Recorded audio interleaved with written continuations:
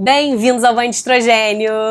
Essa semana a gente tem um convidado super especial, daqueles super difíceis e daqueles que vocês estão sempre pedindo por aí. Hoje a gente vai conversar com o anestesista! Bem-vindo, anestesista! Obrigado. Gente, esse é o Dr. Rodrigo Cabral, ele é o meu anestesista e também o meu marido, para quem me segue lá nas redes sociais, já tá cansado de saber disso. Eu sei que vocês sempre perguntam e tem muitas dúvidas com relação à parte de analgesia de parto, quem pode, quando pode, como pode, se pode ou se não pode, se isso atrapalha. Então eu resolvi trazer o Rodrigo aqui, depois de muito custo e muito conseguir conciliar nossas agendas, eu consegui trazer o Rodrigo aqui pra gente conversar um pouquinho sobre isso e tentar tirar as dúvidas de vocês. No vídeo de hoje, a gente vai conversar um pouquinho sobre os tipos de anestesia. Quais são os tipos de anestesia que existem no Brasil? Quais são os tipos que a gente mais usa na nossa prática clínica? Vamos lá? E aí, Rô? Bem-vindo! Obrigado. É uma honra estar aqui. Me conta, amor. Como é que funcionam os tipos de anestesia e que a gente tem aqui no Brasil? A gente sabe que tem vários tipos de anestesia que são usados em outros lugares do mundo, mas que a gente não tem a prática de usar aqui no Brasil. Você podia falar um pouquinho disso também? Por que a gente não usa no Brasil essas técnicas? Não, basicamente nós temos dois tipos de anestesia, né, usados aqui no Brasil, que é a anestesia venosa e os bloqueios de neuroeixo, tá? Falando basicamente da anestesia venosa, ela é meio intuitiva. A gente faz todas as medicações para retirar a dor do paciente através da veia, tá?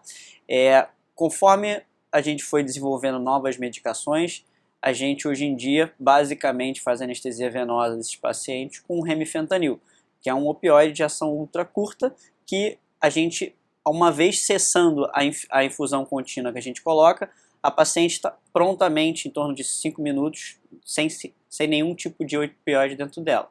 E o que é recomendado minutos antes do nascimento, para que a criança, que uma vez exposta, já que está na veia, nasça sem nenhum resquício de opioide, e isso faça com que o desfecho dela, obviamente, depois do nascimento seja bom. Tá?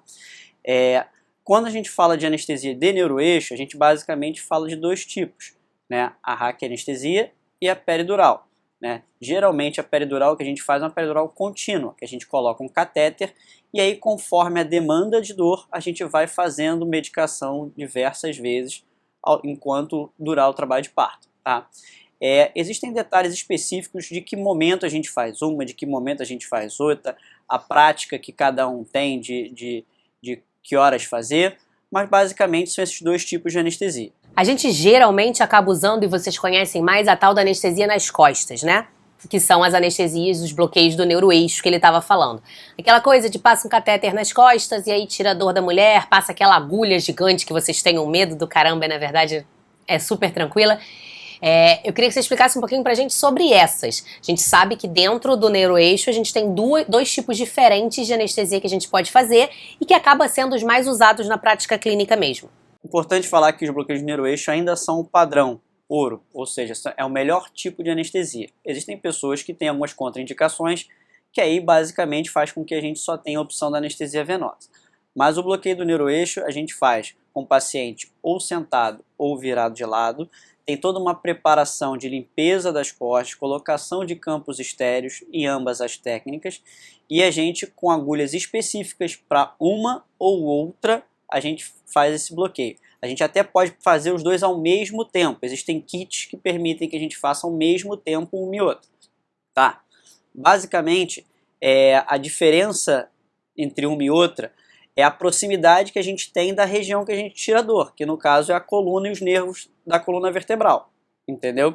Então, quando a gente faz uma hack, a gente vai mais próximo a ela e faz uma dose bem menor, porque a distância entre elas é bem menor. Então, a gente tem que fazer uma dose pequena, porque, em última análise, o que a gente quer? Retirar a dor, mas sem o bloqueio motor, ou seja, sem que a mãe perca a autonomia dela. Para tudo, isso é tema do outro vídeo. Ele vai falar um pouquinho pra gente qual é a diferença de analgesia e anestesia, mas isso vai ficar para outro dia. Fala da peri. Então, a peridural, na verdade, a gente faz essa anestesia um pouco mais longe desses nervos. Por isso que ela é peridural, a gente faz ela próxima à dura mater. Na hack a gente fura a dura mater, né, que é uma meninge, que é uma camada que envolve o sistema nervoso central. E aí lá é um espaço que a gente consegue passar um catéter e esse catéter fica ali para que a gente consiga fazer essa anestesia continuamente, ou seja, fazer conforme a mãe vai demandando, conforme ela vai sentindo dor ou não, ou até em alguns casos a gente consegue até botar essa anestesia em uma bomba e a bomba vai administrando a anestesia naquele tempo que a gente deseja, tá? Então, basicamente, são essas duas formas de anestesia. Catéter é aquele caninho, um tubinho bem fininho. A gente pode botar uma foto aqui pra vocês verem o que é. Ele é bem fininho, tá? Ele é um catéter bem fininho que a gente deixa lá no espaço, na coluna da paciente. E é por ali que as drogas entram. Então, na peridural, a gente tem a vantagem de que a gente não precisa ficar toda hora furando a paciente, né? Feito uma vez o acesso, ele fica como se fosse um acesso da veia. Quando a gente deixa aquele acesso na veia, é a mesma coisa, só que na coluna. E na RAC, não. Na RAC, a gente tem que ficar fazendo várias vezes, né? Na verdade, nem é tão indicado a gente fazer várias vezes. A gente geralmente, quando vai demandar uma coisa mais contínua, a gente pode fazer uma RAC no primeiro momento, para que tenha um alívio mais rápido e previsível da dor, porque com a catéter de peridural a gente tem uma coisa chamada latência, que a gente injeta e demora um tempinho para que ela comece a ficar com conforto. Na RAC, esse tempo de latência, que é o tempo em que eu injeto o anestésico, até ele começar a fazer efeito, ele é menor, visto até que eu estou injetando mais perto do nervo. Quanto mais perto, mais rápido vai ser essa anestesia. E para terminar os tipos de anestesia, gente, existe um tipo de anestesia que o Rodrigo não falou, porque eu pedi para ele falar sobre os que a gente tem aqui no Brasil, mas que se vocês verem filme americano, vocês vão ter cansado de ver, que é o tal do gás. Explica pra gente um pouquinho o que é aquele gás e por que a gente não tem o gás no Brasil. Na verdade, essa questão, por que não tem, eu não sei te responder, tá? Porque, na verdade, a gente até tem acesso a ele, né? No ambiente hospitalar, a gente tem esse gás na parede, na régua de gases, tem lá. E a gente poderia usar, mas a gente não tem costume de usar, não sei se cultural, não sei Custo, talvez? Não é tão custoso assim, na verdade. Mas o que acontece? A gente tem o gás que a gente usa, que é o protóxido, que é um gás que a gente tem uma segurança muito grande de usar, ou seja, fora do Brasil ele inclusive pode ser usado por não médicos, porque a gente não consegue com ele dar para a mãe uma mistura hipóxica, ou seja, em condições normais, em condições normais a gente consegue dar para ele uma fração de protóxido muito alta, mas não levando a ele a estar uma fração tão curta de oxigênio. Ou seja, em última análise, vou simplificar. Por favor, porque com certeza vocês estão confusos. A gente não consegue fazer com que a mãe respire muito protóxido e deixe de respirar oxigênio. Entendeu? E assim a mãe não consegue, não fica com, entre aspas, falta de ar. Entendeu? E a gente tem anestesia sem ter uma repercussão respiratória de oximetria, de saturação da mãe. Seria o mais simples, então? Seria o mais simples, porque a mãe poderia se auto-administrar. E funciona igual? Não.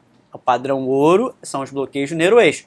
Porém, a gente sabe que hoje em dia a gente preza por menos intervenções no parto. Seria uma forma de menos interferir naquela dinâmica do corpo da mãe. Ela mesmo se auto-administrando conforme a demanda de dor dela. Ela tá com dor, ela respira ali, fica um tempinho sem precisar respirar ali e tá ali naquele processo todo lá do parto dela. Fico pensando por que a gente não tem isso no Brasil. Eu não sei, eu não sou anestesista, não cabe a mim saber isso, mas eu não sei por quê e se isso afetaria de alguma maneira o trabalho de parto a ponto de ser melhor ou pior, ou por que isso é escolha nos outros países. Nos Estados Unidos, na Austrália, ele é muito utilizado. Então, assim, sinceramente, gente, não sei, mas isso também não cabe a mim. Gente, por hoje é só. Eu sei que o tema anestesia é super complexo, o Rodrigo tenta facilitar, diminuir as coisas, mas é complexo mesmo. Então, se ficou dúvida, e com certeza ficou alguma dúvida, escreve aqui nos comentários que eu vou pedir para ele responder. Ele pode responder no meu nome, mas escreve aí nos comentários que eu vou pedir para ele responder pra gente. E se você ainda não me segue lá no Instagram, vai lá no Instagram, @doutora Maíra Della Rocque. Se você tá vendo esse vídeo no Instagram e não me segue no YouTube, por favor, banho de estrogênio. se inscreve no canal, curte o vídeo, ativa o sininho, todas aquelas coisas que vocês já estão cansados de saber. A gente se vê semana que vem. E na semana que vem a gente vai explicar um pouquinho qual a diferença de anestesia para analgesia. E é diferente, galera.